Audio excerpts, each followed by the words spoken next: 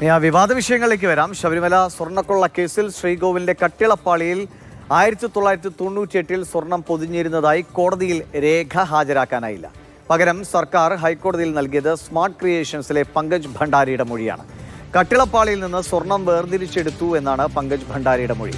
കട്ടിളപ്പാളി സ്വർണമായിരുന്നുവെന്നതിന് മൊഴിയല്ലാതെ മറ്റെന്തെങ്കിലും രേഖയുണ്ടോ എന്ന് കോടതി ചോദിച്ചു. ബിനിൽ വിവരങ്ങളുമായുണ്ട്. ബിനിൽ, കഴിഞ്ഞ ദിവസം എൻ വാസു കോടതിയിൽ അറിയിച്ചത് അങ്ങനെ ഒരു രേഖയില്ല എന്നാണ്. അപ്പോൾ അങ്ങനെയെങ്കിൽ കേസേ ഇല്ലല്ലോ എന്ന് കോടതി ചോദിക്കുകയുണ്ടായി. അപ്പോൾ ഒരു രേഖ പോലും ഇത്രയും 98 ഇത്രയും വിലപിടിപ്പുള്ള ഒരു സംവിധാനം അവിടെ ഉണ്ടാക്കിയിട്ട് അതിനെക്കുറിച്ച് ദേവസ്വം ബോർഡിന്റെ ഭാഗത്ത് ഒരു വിവരവുമില്ല എന്ന് പറഞ്ഞാൽ അപ്പോൾ എത്ര കാര്യക്ഷമതയില്ലാതെയാണ് ഈ സംവിധാനം പ്രവർത്തിക്കുന്നത്?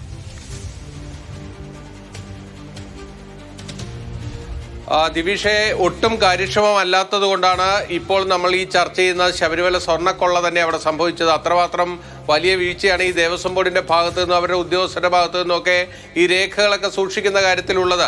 എന്തായാലും സാങ്കേതികമായിട്ടാണെങ്കിൽ പോലും ഈ കേസിനെ ദുർബലപ്പെടുത്തുന്ന ഒരു കാര്യം തന്നെയാണ് ഇന്ന് കോടതിയിൽ സംഭവിച്ചിരിക്കുന്നത്. അതായത് ശബരിമല ശ്രീകോവിലിന്റെ കട്ടിളപ്പാളിയിലെ സ്വർണം പൊതിഞ്ഞ കട്ടിളപ്പാളി വെറും ചെമ്പാക്കി ഉണ്ണികൃഷ്ണൻ പോറ്റിക്ക് അത് സ്വർണം പൂശാൻ കൊടുത്തുവിട്ടു എന്നതിന്റെ പേരിലാണ് ദേവസ്വം ബോർഡിന്റെ അന്നത്തെ കമ്മീഷണറായിരുന്ന എൻ വാസു ഇപ്പോൾ ജയിലിൽ കിടക്കുന്നത്. അവിടെയാണ് ഈ കട്ടിളപ്പാളി 98 സ്വർണം പൊതിഞ്ഞതായിരുന്നോ അല്ലയോ എന്നത് തെളിയിക്കാനുള്ള ഒരു രേഖയും തിരുവിതാംകൂർ ദേവസ്വം ബോർഡിനോ അല്ലെങ്കിൽ ഇപ്പോൾ SITക്കോ കോടതിയിൽ ഹാജരാക്കാൻ കഴിയാതെ വന്നിരിക്കുന്നത് എന്നതാണ് ഏറ്റവും പ്രധാനപ്പെട്ട കാര്യം. ഇത് തന്നെയാണ് ഈ കേസിന്റെ മർമ്മം എന്ന് പറയുന്നത്. ആ മർമ്മത്തിലാണ് ഇപ്പോൾ എൻ വാസു പിടിച്ചിരിക്കുന്നത്. ഈ ജാമ്യ ഹർജിയൊക്കെ പരിഗണിക്കുമ്പോൾ ഈ ആഴത്തിൽ പോയി ഈ കേസിന്റെ തെളിവുകൾ ഇഴകീറിയുള്ള പരിശോധനയൊന്നും ഉണ്ടാവില്ല. പക്ഷേ കോടതിക്ക് മുന്നിൽ വലിയ സംശയം ജനിപ്പിക്കുന്ന രീതിയിലേക്ക് ഈ കാര്യം എത്തിയിരിക്കുന്നു എന്നതാണ് ഏറ്റവും പ്രധാനപ്പെട്ട കാര്യം. എൻ വാസുവിന്റെ അഭിഭാഷകനായ എസ് രാജീവിന് ഇന്നലെ തന്നെ കൃത്യമായും മനസ്സിലായിരുന്നു ഇതിന് രേഖയില്ല എന്നത്. അതുകൊണ്ട് അദ്ദേഹം ഇന്നലെ മുതൽ ഇത് രേഖയില്ലാത്തതാണ്, ഈ കട്ടിളപ്പാളി താൻ ചെമ്പുപാളിയാക്കി, അതായത് നേരത്തെ സ്വർണം പൊതിഞ്ഞിരുന്നത് വെറും ചെമ്പുപാളിയാക്കി ദേവസ്വം ബോർഡിന്റെ പരിഗണനയ്ക്ക് വിട്ടു എന്നതാണ് എൻ വാസുവിനെതിരായ ചാർജ് തന്നെ. അവിടെയാണ് ഇത് ദേവസ്വം രേഖയിൽ ഒരിടത്തും നേരത്തെ സ്വർണം പൊതിഞ്ഞതാണെന്ന് ഇല്ല എങ്കിൽ പിന്നെ എങ്ങനെയാണ് ഇത്രയും കിലോ കണക്കിന് സ്വർണം അവിടെ നൽകുമ്പോൾ സ്വാഭാവികമായിട്ടും ഒരു വഴിപാട് കിട്ടുന്നു എന്ന നിലയ്ക്കെങ്കിലും ഒരു പേപ്പറിലെങ്കിലും അല്ലെങ്കിൽ എന്തെങ്കിലും ഒരു രജിസ്റ്ററെങ്കിലും ഉണ്ടാവുമല്ലോ. ഇത് ശബരിമല എന്നത് ഇന്നോ ഇന്നലെയോ തുടങ്ങിയ ഒരു സംവിധാനമല്ല, എത്രയോ കാലങ്ങളായി ദേവസ്വം ബോർഡിന്റെ ഭരണത്തിലുള്ള സ്ഥലമാണ്. അപ്പോൾ ഇത്രയും ഇങ്ങനെ ഒരു വ്യവസായി ഇത്രയധികം സ്വർണം ശബരിമലയ്ക്ക് സംഭാവന ചെയ്തിരിക്കുന്നു, അത് ആ സ്വർണം ഉപയോഗിച്ച് ഇന്ന കാര്യങ്ങളൊക്കെ ചെയ്തിട്ടുണ്ട് എന്ന് ഒരു എഴുത്തോ ഒന്നുമില്ലാതെയാണോ ഇത് മുന്നോട്ട് പോയത്? ദിവിഷെ, ഇതിനകത്ത് സംഭവിച്ചിരിക്കുന്നത് UB ഗ്രൂപ്പ് അവിടെ ഏതാണ്ട് 30 കിലോയോളം സ്വർണം മുടക്കി ശബരിമല ശ്രീകോവിലിന്റെ പല ഭാഗങ്ങളും സ്വർണം പൊതിഞ്ഞിട്ടുണ്ട്. അത് ഏതാണ്ട് 9 ഇടങ്ങൾ മാർക്ക് ചെയ്ത് അവരുടെ ഉദ്യോഗസ്ഥർ അത് കോടതിയെ തിരുവിതാംകൂർ ദേവസ്വം ബോർഡിന് ഒരു രേഖ കൈമാറുകയും ചെയ്തിട്ടുണ്ട്. പക്ഷേ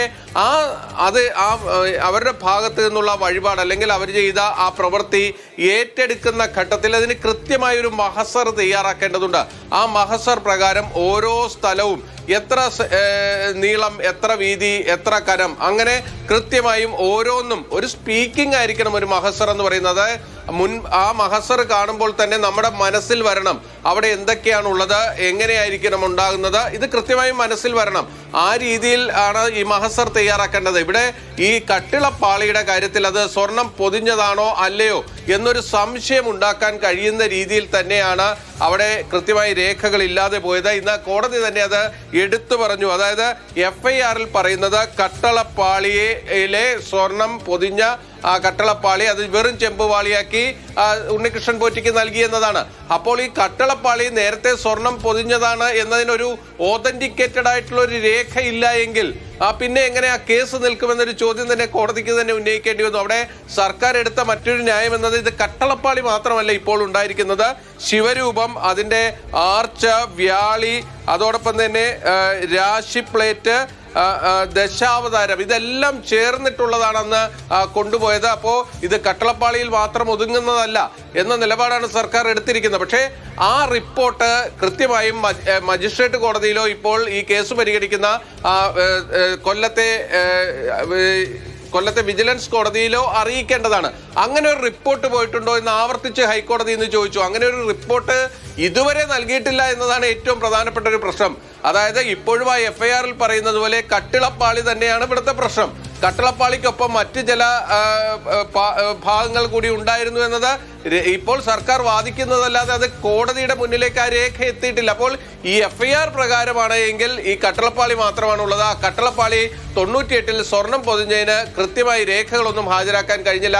അവർ ഹാജരാക്കിയത് പങ്കജ് ഭണ്ഡാരിയുടെ മൊഴിയാണ്. അതായത് ഈ കേസെടുത്ത ശേഷം സ്മാർട്ട് ക്രിയേഷൻസിലെ പങ്കജ് ഭണ്ഡാരിയെ ചോദ്യം ചെയ്തപ്പോൾ അവിടെ നിന്ന് ഈ സ്വർണം ഈ കട്ടിളപ്പാളി കൊണ്ടുപോയി അതിലെ സ്വർണം വേർതിരിച്ചെടുത്തു എന്ന മൊഴി കിട്ടിയിട്ടുണ്ട് എന്നതാണ് പറയുന്നത്. അപ്പോൾ എൻ വാസുവിന്റെ അഭിഭാഷകന് ഇതിനെ പ്രതിരോധിക്കാൻ കഴിയുന്ന ഒരു അവസ്ഥയുണ്ടായി. കാരണം ഈ കേസെടുത്ത ശേഷം ഇതിൽ ഒരാളുടെ മൊഴിയുമായി വന്നിരിക്കുകയാണ്. അതല്ലാതെ ദേവസ്വത്തിന്റെ മുന്നിൽ ഒരു രേഖയില്ല. ദേവസ്വത്തിന്റെ മുന്നിൽ രേഖയുണ്ടെങ്കിൽ മാത്രമേ എൻ വാസുവിനെ കുറ്റപ്പെടുത്താൻ കഴിയൂ, അല്ലെങ്കിൽ എൻ വാസുവിന് മേൽ ഈ ആരോപണം ഉന്നയിക്കാൻ കഴിയൂ എന്നതാണ് അദ്ദേഹത്തിന്റെ അഭിഭാഷകൻ കോടതിയിൽ എടുത്തിരിക്കുന്ന നിലപാട്. എന്തായാലും ആഴത്തിൽ ഈ തെളിവുകളിലേക്ക് പോയ ഒരു പരിശോധന എന്തായാലും ഈ ജാമ്യ ഹർജിയിൽ കോടതിയുടെ ഭാഗത്തു നിന്നുണ്ടാവില്ല. പക്ഷേ കോടതിക്ക് മുന്നിൽ ഇക്കാര്യത്തിൽ വലിയ സംശയങ്ങൾ ഉണ്ടാക്കുന്ന രീതിയിലേക്ക് ഈ കേസ് മാറിയിരിക്കുന്നു എന്നതാണ്. എന്തായാലും 34 ദിവസത്തോളമായി എൻ വാസു ജയിലിലാണ്. വാസുവിന് ജാമ്യം നൽകുന്ന കാര്യത്തിൽ കോടതിയുടെ തീരുമാനം അടുത്ത ദിവസം തന്നെ ഉണ്ടാകും. ഈ ജാമ്യ ഹർജിയിൽ വാദം പൂർത്തിയാകുകയും ചെയ്തിട്ടുണ്ട്. കട്ടളപ്പാളി കേസുമായി ബന്ധപ്പെട്ട് ആണ് ഉദ്യോഗസ്ഥർക്കെതിരെ അഴിമതി നിരോധന നിയമപ്രകാരമുള്ള കേസുകളൊക്കെ എടുത്ത് മുന്നോട്ട് പോകുന്നത്. അവിടെയാണ് ഇതിൽ ഈ കട്ടളപ്പാളിയുടെ കാര്യത്തിൽ അത് സ്വർണമാണോ നേരത്തെ അതോ ചെമ്പായിരുന്നോ തുടങ്ങിയ കാര്യങ്ങളിൽ ഇപ്പോഴും കൃത്യമായ ഒരു രേഖ, അതായത് ഓതന്റിക്കേറ്റഡ് ആയിട്ടുള്ള ഒരു രേഖ ദേവസ്വം ബോർഡിന്റെയോ SITയുടെയോ കയ്യിൽ ഇതുവരെ എത്തിയിട്ടില്ല എന്നതാണ് ഏറ്റവും പ്രധാനപ്പെട്ട കാര്യം.